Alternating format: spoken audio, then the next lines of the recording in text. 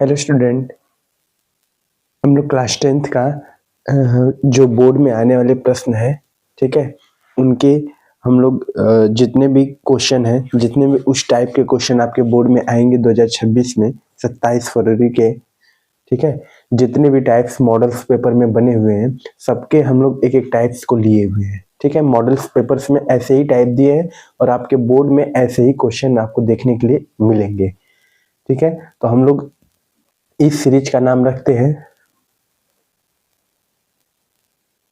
One shot revision. All chapter revision, ठीक है। All chapter revision ये आपको 2026 में देखने के लिए मिलेंगे बच्चों, ठीक है। 27 फरवरी को आपको ये एग्जाम में देखने के लिए मिलेंगे, ठीक है। तो देखिए हम लोग स्टार्ट करते हैं क्वेश्चन नंबर 1 से, ठीक है। बहुत इंपॉर्टेंट चीज है प्यारे बच्चों ये। क्वेश्चन नंबर 1 क्या है? क्वेश्चन नंबर 1 है दिया हुआ है कि HCF 306, 657 बराबर 9। तो LCM 306 का LCM 657, ठीक है। LCM 657 कितना होगा? ये आपके NCERT में ऐसे क्वेश्चन दिए हुए हैं, ठीक है। पहला ऑप्शन है 22 33 0, दूसरा ऑप्शन है 22 23 2, तीसरा ऑप्शन है 22 33 5, चौथा ऑप्शन है 22 33 8, ठीक है बच्चों। ऐसे प्रश्न आपके NCERT में भी हैं और ऐसे प्रश्न आपको एग्जाम में देखने के लिए मिलेंगे। तो देखिए इसमें हमें क्या दिया है? HCF दिया है और LCM ज्ञात करना है, ठीक है। तो बहुत आसानी से हम एक फार्मूला जानते हैं, ठीक है। फार्मूला क्या जानते हैं? LCM गुणे HCF बराबर क्या होती है? पहली संख्या गुणे दूसरी संख्या, ठीक है। HCF गुणे LCM बराबर होता है पहली संख्या गुणे दूसरी संख्या, ठीक है। यहाँ तक किसी को कोई डाउट नहीं है। अब देखिए हमें LCM पूछा है तो LCM इसी तरह रहने दीजिए, इंटू HCF कितना दिया है प्यारे बच्चों? 9 दिया है, इक्वल टू पहली संख्या, किसी को आप पहली दूसरी मान सकते हैं, कोई दिक्कत नहीं है, 306 इंटू 657, ठीक है। तो LCM बराबर क्या हो जाएगा? 306 इंटू 657 अपॉन में कितना हो जाएगा? 9, ठीक है। आप चाहेंगे तो इसे कट कर सकते हैं, ठीक है। तो देखिए 9 से 657 कट जाएगा, 657 9 से 9 7 जा 63, ठीक है। ये माइनस होगा, 5 में से 3 गया 2 7, 9 3 जा 27, कितनी बार में कटेगा बच्चों? ये 9 से 657 73 बार में कैंसिल आउट हो जाएगा। तो LCM क्या हो जाएगा? LCM हो जाएगा 306 इंटू 73 इज इक्वल टू, अब देखिए 306 में आप 73 से मल्टीप्लाई कर लीजिए, यहाँ पे हम लोग साइड में मल्टीप्लाई कर लेते हैं, 306 इंटू 73, तो 6 3 जा 18, ठीक है, और 3 3 जा 9, फिर 7 6 जा 42, 2 कैरी 4, 7 3 जा 21, तो 8 2 1 3, 7 4 11, 1 कैरी 1 1 1 2 और 2, ठीक है, 9 4 13, सॉरी यहाँ पे 3 होगा, 13 से कैरी 1, तो कितना आएगा? 2 2 3 3 8, कौन सा ऑप्शन करेक्ट है? देखिए 2 2 3 3 8, ऑप्शन नंबर डी। तो इस तरीके से हम लोगों ने इस क्वेश्चन को सॉल्व कर लिया। अगर आपको बोर्ड में ऐसे क्वेश्चन आएंगे कि आपको एलसीएम दिया है, अच्छा इसको लिखने का तरीका क्या है, इसको लिखने का तरीका देखिए ऐसे लिख सकते हैं एलसीएम। अब पहली संख्या क्या थी 306, 657 बराबर कितना 22338। ठीक है, तो देखिए अगर आपको ऐसे क्वेश्चन अगर आपके बोर्ड में आ गए, ठीक है, एलसीएम दिया है, एचसीएफ पूछ रहा है, पहली संख्या दूसरी संख्या दे रही है, तो सीधे आपको कुछ नहीं करना है, आपको ये फॉर्मूला अगर याद है, ये वाला अगर आपको फॉर्मूला याद है तो आप आसानी से इस क्वेश्चन को सॉल्व कर लेंगे। पहली संख्या गुणे दूसरी संख्या बराबर एलसीएम गुणे एचसीएफ। तो एक ऐसे क्वेश्चन हो गए, ठीक, इसको नोट कर लिए, फिर हम लोग नेक्स्ट क्वेश्चन सॉल्व करते हैं। नेक्स्ट क्वेश्चन क्या है बच्चों, नेक्स्ट क्वेश्चन है किसी बहुपद fx के लिए y बराबर fx का ग्राफ दिया है। ठीक है, किसी बहुपद fx के लिए ध्यान से पढ़िएगा कि fx के लिए दिया है कि fy के लिए दिया है। ठीक है, अगर fy के लिए दिया है तो y पे कट बिंदु को देखते हैं, और fx के लिए दिया है तो x पे कट बिंदु को देखते हैं। ठीक है किसी बहुपद fx के लिए y बराबर fx का ग्राफ दिया है, ग्राफ में fx के शून्यांक ज्ञात कीजिए। ठीक है, ग्राफ में fx के शून्यांक ज्ञात कीजिए। तो सीधी सीधी बात है, fx के शून्यांक बोल रहा है, मतलब इस ग्राफ में fx x पे कितनी लाइनें कट की हैं। तो देखिए एक ये है पहला, ये तो y है, ये x है दूसरा, और ये x है तीसरा। तो कितने शून्यांक हो जाएंगे बच्चों इसके, 3 शून्यांक हो जाएंगे। ठीक है, इसके कितने शून्यांक हो जाएंगे, 3 शून्यांक। ऐसे क्वेश्चन आपके एनसीईआरटी में दिए, और एक क्वेश्चन ग्राफ पे भी आता है। ठीक है, तो देखिए हम लोग नोट में 2 पॉइंट लिख लेते हैं जिसको आप याद रखेंगे बच्चों। नोट में पहला पॉइंट लिख लेते हैं, पहले इसके आंसर को लिख लेते हैं। इस वजह से आंसर लिखना तो है नहीं, लेकिन फिर भी इसके आंसर को लिख लेते हैं, क्योंकि यह ग्राफ x अक्ष को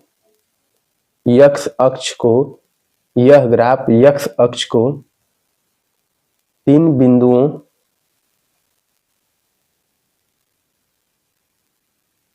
बिंदुओं पर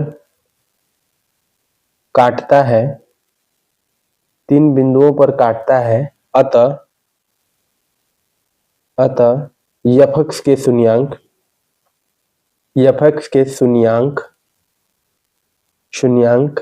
की संख्या 3 है। ठीक है, fx में शून्यांक की संख्या कितनी है, 3 है। अब देखिए नोट में हम क्या लिख देते हैं, ये सब आपको एग्जाम में बोर्ड में नहीं लिखना है, आपको डायरेक्ट सिर्फ आंसर लिखना है। नोट में हम लोग लिख देते हैं पॉइंट को, पहला पॉइंट। ठीक है बच्चों, पहला पॉइंट क्या है, देखिए पहला पॉइंट है जब fx के शून्यांकों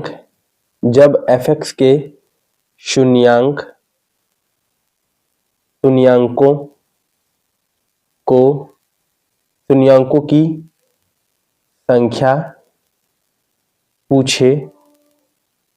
पूछे तब x अक्ष पर कट बिंदु को देखते हैं। मतलब जब आपसे fx का शून्यांक पूछेगा तो आप x अक्ष पे कितने बिंदु कट कर रहे हैं उनको देखेंगे।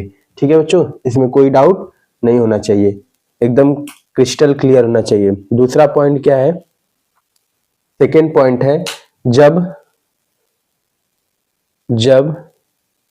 fy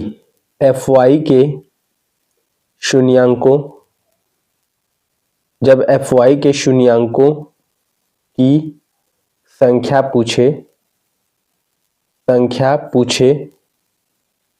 तब y अक्ष पर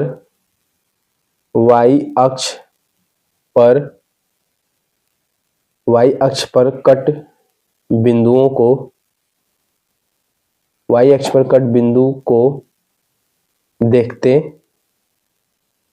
हैं। ठीक है, ये दोनों पॉइंट अगर आपको याद है अच्छे से, तो आप एग्जाम में कोई भी क्वेश्चन आएगा आप उसको आसानी से हल कर लेंगे। ये 2 पॉइंट बहुत महत्वपूर्ण हैं। ठीक है, दोनों ही पॉइंट बहुत महत्वपूर्ण है, इसको आप लोग नोट कर लीजिएगा।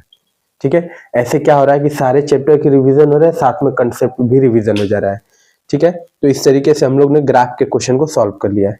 ठीक है प्यारे बच्चों, अगर सपोज करिए यहीं पे अगर एक ग्राफ मैं बना देता हूं, मान लीजिए जैसे अगर यहाँ पे अगर एक ग्राफ ऐसे बना देते हैं और ऐसे पूछा है,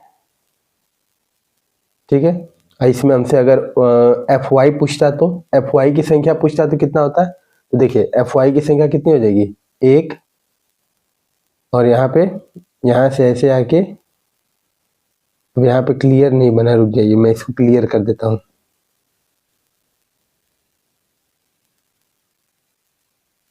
ऐसे है मान लीजिए, देखिए 1 2 फिर से यहाँ पे 3, कितने बिंदु हो गए, 3 संख्या काटी। तो इस तरीके से अगर x पे बोलेगा तो x पे, y पे बोलेगा तो y पे, बहुत आसानी से हम लोग सॉल्व कर लेंगे। सभी बच्चे इसको नोट कर लीजिए। नेक्स्ट क्वेश्चन देखते हैं बच्चों, क्वेश्चन नंबर 3। क्वेश्चन नंबर 3 देखिए क्या है, इस टाइप के भी क्वेश्चन आपके बोर्ड में आते हैं। ठीक है, क्वेश्चन नंबर 3 क्या है, द्विघात समीकरण हमको दिया है। द्विघात समीकरण क्या दिया, 3 - 5x स्क्वायर प्लस 7x के मूलों का योगफल ज्ञात कीजिए, मतलब अल्फा प्लस बीटा आपको ज्ञात करना है। ठीक है, तो देखिए अल्फा प्लस बीटा ज्ञात करना है तो कोई दिक्कत नहीं, सबसे पहले इसको व्यापक रूप में लिख लीजिए। तो व्यापक रूप क्या होता है द्विघात समीकरण का। अब देखिए आपको बोर्ड में इतना लेंदी नहीं लिखना, आपको जल्दी जल्दी करना है, तब आपको व्यापक रूप पूरा नहीं, हम रिवीजन कर रहे हैं इसलिए पूरा चीज लिख रहे हैं। देखिए द्विघात द्विघात समीकरण समीकरण का व्यापक रूप, द्विघात समीकरण का व्यापक रूप क्या होता है बच्चों, ax square plus B X plus C बराबर 0। ठीक है, तो देखिए इस फॉर्म में है नहीं, तो इसको अरेंज करेंगे, 5x स्क्वायर पहले आगे आएगा, प्लस 7x होगा, प्लस 3 होगा, इक्वल टू 0। अब व्यापक रूप में हो गया। आपको ये सब डायरेक्ट लिखने की, ये सब लिखने की जरूरत नहीं रहेगी बोर्ड में, हम तो रिवीजन कर रहे हैं इसलिए सारी बातें लिख रहे हैं। आपको ये सब लिखने की जरूरत नहीं, आप डायरेक्ट जल्दी से हल करके सोल्यूशन लाएंगे। अब देखिए व्यापक रूप की तुलना करेंगे तो a की वैल्यू कितने आ जाएगा, -5। ठीक है, x से तुलना करेंगे तो b की वैल्यू कितना आ जाएगा, 7। c की वैल्यू कितना आ जाएगा बच्चों, 3 आ जाएगा। a b c का मान हम निकाल लिए। अब हम क्या करेंगे हम अल्फा प्लस बीटा निकालेंगे, क्योंकि हमसे पूछा क्या है, तुल्यांकों का योग पूछा है, मतलब मूलों का योग। मूल क्या क्या है, अल्फा बीटा, मूलों का योग। तो मूलों का योग बराबर क्या होगा बच्चों, अल्फा प्लस बीटा। ठीक है, तो अल्फा प्लस बीटा, या ऐसे लिखिए मूलों का योग अल्फा प्लस बीटा, जो मूलों का योग होता है alpha plus beta equal to क्या होता है, माइनस बी बाई ए। ठीक है, तो बी की वैल्यू क्या है, बी की वैल्यू क्या है बच्चों, माइनस पहले से बी की वैल्यू क्या है 7 अपॉन में ए की वैल्यू क्या है माइनस का 5, माइनस से माइनस कैंसिल आउट हो गया, alpha plus beta equal to कितना हो गया 7/5। कौन सा ऑप्शन करेक्ट है, 7/5, ऑप्शन नंबर फर्स्ट।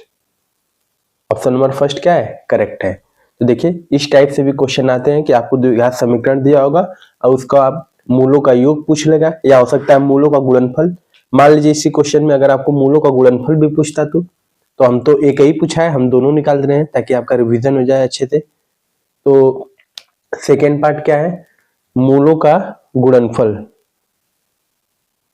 मूलों का गुणनफल पूछा है, एक ही चीज है, हम दोनों निकालते रहे। मूलों का गुणनफल क्या होता है बच्चों, c by A, alpha into beta equal to क्या होता है c बाई ए। c की वैल्यू क्या है, c की वैल्यू है इसमें 3 और a की वैल्यू क्या है माइनस का 5। तो माइनस का गुणा ऊपर कर देंगे, माइनस का गुणा नीचे कर देंगे, क्योंकि हर कभी भी ऋणात्मक नहीं होता है, तो -3/5 हो जाएगा। ठीक है, -3/5 मूलों का गुणनफल भी निकल गया। तो इस तरीके से आपके एग्जाम में क्वेश्चन आते हैं, कभी आपसे मूलों का योग पूछ देगा, कभी मूलों का गुणनफल पूछ देगा। तो ठीक है, हमें सिर्फ याद होना चाहिए 2 फार्मूला। फिर से देखिए जो फार्मूला लग रहे हैं क्वेश्चन में हम उसको नोट करते जा रहे हैं। उधर एक फार्मूला लगा था, इस क्वेश्चन में भी 2 फार्मूले लगे हैं। ठीक है, मैं यहाँ पे नोट कर देता हूँ, इसको रब करके यहाँ पे नोट कर देता हूँ। आप सब लोग फार्मूले को साथ में नोट करते चलिए। 2 फार्मूले फिर से हमको मिल गए, फार्मूला फिर से मिल गया। पहला क्या है, मूलों का योग, मूलों का योग क्या होता है? Alpha plus beta is equal to minus C by A. दूसरा है मूलों का गुणनफल। मूलों का गुणनफल क्या होता है बच्चों? Alpha into beta. Alpha into beta equal to क्या होता है? इसका तो माइनस बी बाई ए होता है, सॉरी माइनस बी बाई ए। इसका क्या होता है? सी बाई ए। ठीक है, ये दो फार्मूले फिर से यूज हुए, दोनों फार्मूलों को आप नोट करते चलिए साथ में। ठीक है, अब हम लोग नेक्स्ट क्वेश्चन नंबर 4 करते हैं। नेक्स्ट क्वेश्चन नंबर 4 देखते हैं बच्चों। द्विघात समीकरण 3x square minus 4 root 3x plus 4 बराबर 0 का विविध कर ज्ञात कीजिए। देखिए एक क्वेश्चन 2 नंबर में ये भी आ जाता है, कभी कभी आपसे पूछ देगा 2 नंबर में कि कोई भी द्विघात समीकरण दिया इसका विविध कर निकालिए, तो सीधे हमको फार्मूला याद होना चाहिए। लिखेंगे क्योंकि विविध कर को डी बोलते हैं। ठीक है, डिस्क्रिमिनेंट इंग्लिश में बोलते हैं डिस्क्रिमिनेंट। डी बराबर होता है बी स्क्वायर माइनस 4ac। ठीक है, बी स्क्वायर माइनस 4ac, तो सीधे आप देखिए 3x square minus 4 root 3x plus 4 बराबर 0। व्यापक रूप ax square plus bx plus c बराबर 0। तुलना करेंगे तो a की वैल्यू कितनी हो जाएगी? 3। b की वैल्यू कितनी हो जाएगी बच्चों? Minus 4 root 3। और c की वैल्यू कितनी हो जाएगी? 4। ठीक है, तो यहाँ पे वैल्यू पुट कर दिए। b की वैल्यू माइनस 4 रूट 3 का whole square minus 4 into a की वैल्यू 3, c की वैल्यू 4। ठीक है, माइनस का स्क्वायर प्लस 4 का स्क्वायर 16 और रूट 3 का स्क्वायर 3 माइनस 4 4 जा 16, 16 3 जा 48। यहाँ कितना आ जाएगा? 48 कितना आ जाएगा? विविध कर 0। अगर विविध कर 0 आता है तो इसका नेचर क्या होता है? वास्तविक। मतलब ऑप्शन नंबर कौन सा करेक्ट है? Option number C. अगर विविध कर 0 आता है तो इसका मतलब क्या होता है? यह मूल कैसा है? वास्तविक है। कैसा मूल है? वास्तविक मूल है। अभी हम लोग नोट करके इसको समझ लेंगे। ठीक है बच्चों, तो ऐसे विविध कर निकालने के लिए आपको एग्जाम में आ जाता है, 2 नंबर में आता है। ठीक है, फिर से हमको एक फार्मूला मिला।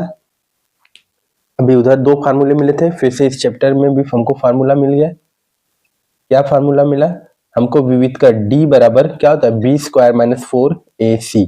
ये फार्मूला हमको याद होना चाहिए। ठीक है, फार्मूला याद रहेगा तो आप आसानी से विविध कर वाले क्वेश्चन को सॉल्व कर लेंगे। ठीक है, सभी बच्चे इसको नोट कर लीजिए। देखिए विविध कर के साथ 3 कंडीशन होती है। ठीक है, विविध कर के साथ 3 कंडीशन होती है, हम तीनों कंडीशन को यहाँ पे नोट कर लेते हैं। ठीक है बच्चों, इस विविध कर से संबंधित 3 महत्वपूर्ण बातें हैं जो आप नोट कर लिए, आपको जानना अति आवश्यक है। ठीक है, ये पॉइंट आपको बहुत महत्वपूर्ण है। पहला, क्योंकि कभी कभी क्वेश्चन स्टेटमेंट में पूछ देता है, तब दिक्कत होगा। ठीक है, ऐसे पूछा तो डायरेक्ट निकाल देंगे, कभी स्टेटमेंट में। पहला है क्या? फर्स्ट है दो भिन्न, क्योंकि क्वेश्चन में बोल रहा है कब वास्तविक होगा। ठीक है, कब वास्तविक नहीं होगा तब कैसे बताएंगे? तो उसके लिए हमको यह कंडीशन याद होनी चाहिए। दो भिन्न वास्तविक मूल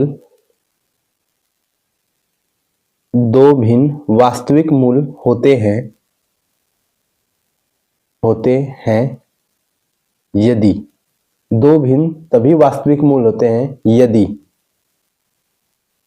B square minus 4ac greater than क्या है? 0 है। मतलब बी स्क्वायर माइनस 4ac 0 से बड़ा होगा तभी मूल वास्तविक होगा। सही भी बात है, 0 से बड़ा कैसी संख्या आएगी? सब धनात्मक आएगी, पॉजिटिव आएगा। अब पॉजिटिव आएगा तभी तो वास्तविक होगा, ऋणात्मक में वास्तविक कहाँ होता है?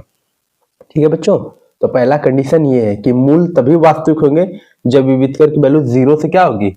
बड़ी होगी। ठीक है, वास्तविक मूल तभी होंगे। सेकेंड पॉइंट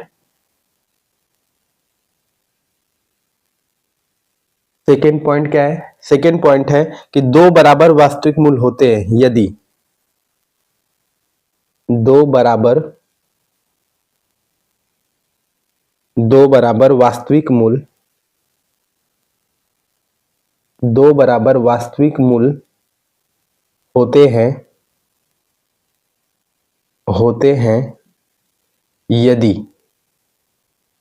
यदि कब, अभी जैसे ये क्वेश्चन था, कब ये बराबर आया, दो बराबर वास्तविक मूल होते हैं यदि बी स्क्वायर माइनस 4ac बराबर क्या आ जाए, 0 आ जाए। मतलब जो बी स्क्वायर माइनस 4ac की वैल्यू क्या आ जाए, सीधे 0 आ जाए, तब दो मूल क्या होंगे, बराबर होंगे, एक दूसरे से क्या होंगे प्यारे बच्चों, बराबर होंगे, एकदम बराबर होंगे, जैसे कि ये क्वेश्चन अभी हम लोगों ने बनाया। थर्ड बिंदु क्या है, थर्ड है कोई वास्तविक मूल नहीं होता है, नहीं होता है, कोई वास्तविक मूल नहीं होता है। कब नहीं होता है, यदि B square minus 4ac less than क्या हो, 0। मतलब कब मूल वास्तविक नहीं होगा, वो मूल वास्तविक तभी नहीं होगा जब बी स्क्वायर मानी, मतलब विविधकर की जो वैल्यू है वह 0 से क्या आनी चाहिए, मतलब 0 से क्या होनी चाहिए, बड़ी होनी चाहिए, सॉरी 0 से छोटी होनी चाहिए। 0 से छोटी तो सारे वैल्यू कैसे आ जाएंगे, ऋणात्मक आने लगेंगे, देख रहे हैं, तो ये वास्तविक मूल नहीं होगा। कब बराबर होगा, जब 0 आ जाए, 0 बराबर 0, मतलब उनके मूल 0 आ जाए दोनों, ठीक है। कब वास्तविक मूल होगा, जब 0 से बड़ा 1 2 3 इस टाइप से धनात्मक में, इधर धनात्मक इधर ऋणात्मक इधर बराबर 0। तो ये कंडीशन आपको अच्छे से एकदम याद होना चाहिए, तब आप किसी ऐसे विविधकर के कोई भी क्वेश्चन आएंगे आप बहुत आसानी से इसको सॉल्व कर लेंगे। ठीक है, सभी बच्चे इसको अच्छे से नोट कर लीजिए, फिर हम लोग नेक्स्ट क्वेश्चन नंबर 5 को सॉल्व करते हैं। क्वेश्चन नंबर 5 को देखते हैं बच्चों। क्वेश्चन नंबर 5 क्या है, हमें एक एपी दिया है जिसमें हमें सर्वांतर ज्ञात करना है। ऐसे क्वेश्चन हमने बहुत किए हैं सॉल्व, लेकिन इसमें भी कर लेते हैं, कोई दिक्कत नहीं है, रूट है कोई प्रॉब्लम नहीं है। तो देखिए 3,3√2, 3 + 2√2, 3 + 3√2। ठीक है, अब देखिए ये क्या है, A1, ये क्या है A2, ये क्या है A3, ये क्या है A4। हमसे तो सर्वांतर पूछ रहा है, D की वैल्यू पूछ रहा है, तो D कैसे निकलता है, A2 - A1।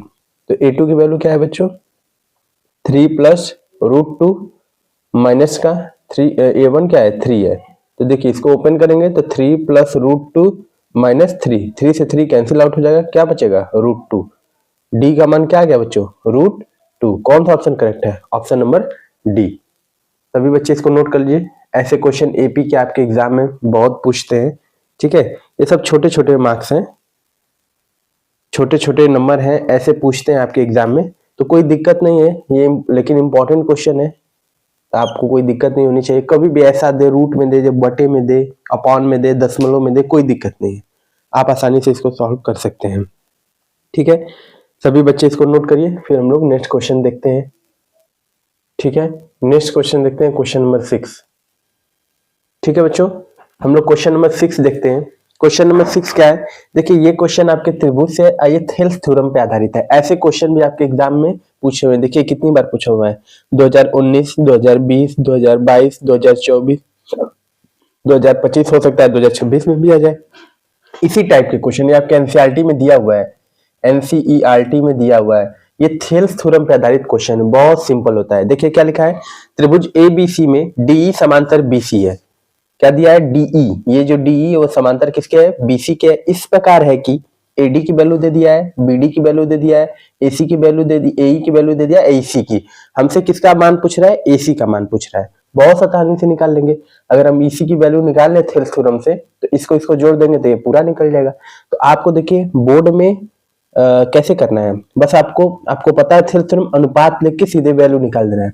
लेकिन हम यहाँ रिवीजन करें तो हम एक एक चीज लिख देते हैं ताकि आपको कोई कंफ्यूजन ना हो। तो देखिए क्या दिया है, चूंकि डीई समांतर क्या है बच्चों, बीसी है, डीई जो समांतर है बीसी के है। ठीक है, और हमको इंफॉर्मेशन में क्या दिया है, एडी की वैल्यू दिया है 1.5, डीबी की वैल्यू दिया है 3।